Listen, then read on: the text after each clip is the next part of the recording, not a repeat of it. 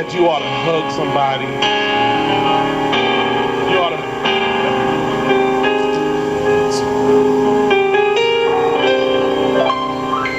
Because there's a hug in unity. There's love in unity. There's hope in unity. There's prosperity in unity. A oneness. Oh, a oneness. Oh, a oneness. It's a unity. Oh, the work shall be done. The work shall be done. Oh, for them who love the Lord. So how is the work going to get done? That is what this particular video is going to answer. Again, I am Elder Joel Rush, and I am the president of the Northeast Carpenter Road Neighborhood Group, also known as the Northeast Carpenter Road Neighborhood Association Incorporated, here in the city of Flint.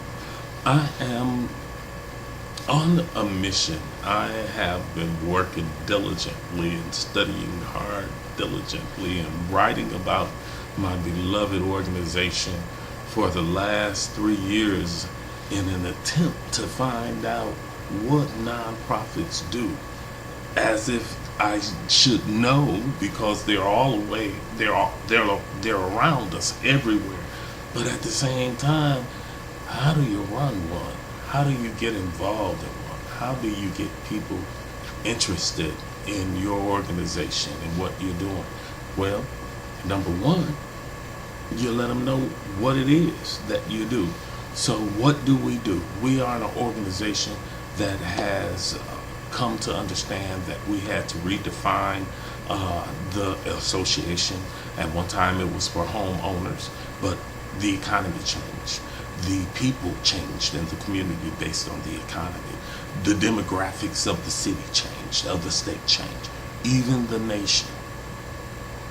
Now, we must harness a way of redeveloping people as we redevelop the community.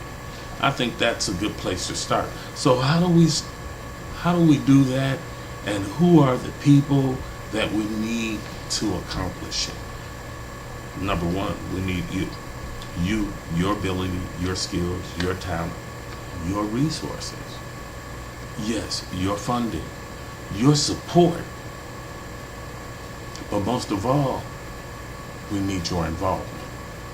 Organizations that are nonprofit need your support wherever you are. It doesn't have to necessarily be here in my neighborhood. That's the idea.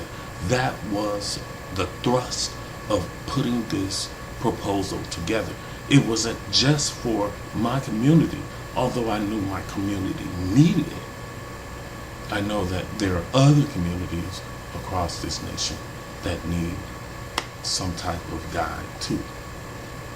So, who do you need? You need members of your organization. You can start one if you don't have one. Get one started. You need volunteers, people who are going to do the work. You need tradespeople, professional people. You need people in college, undergraduate, graduate. You need business interests. You need social science people, students who are working in social science. You see what's happening in the community. You learn the theory. You write about it. You're testing on it. Now you need to be able to apply it at the same time. It's called practice, practicals, performing it, getting the work done. We need the church. We need the clergy. We need the politician. We need the mental health social workers. We need local, state, and national assistant. People who are willing to give of themselves. Remember, it's a nonprofit organization. The pay is nominal, if any, but the benefit, the results of the work is what is most important. That is our social, that's our return on value. The return is in a social need. And we see the need. Okay, so we want to do this on a daily basis. We want to organize, orchestrate, and involve activities as regularly as possible, given opportunity to manage it, to design an organization that functions for the betterment of its citizenry. I said citizenry, not just the residency. Okay, longevity is will create a better understanding of personal accountability for the individual, and will allow the individual, male or female, to which will allow the male or female to make changes where needed as they progress, as they develop, as the organizations and its collaboratives mold the people in the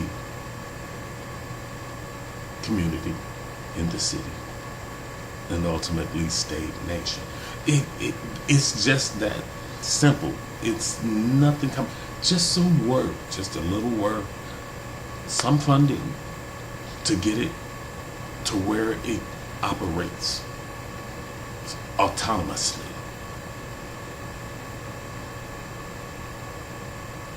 Temperaments and stressors, understanding that one particular component can make one or break one. And it happens so often, we see it. And sometimes we ask ourselves, what is that? It's the anxiety people are feeling.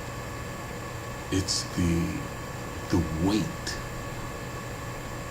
that they are responding to is circumstance.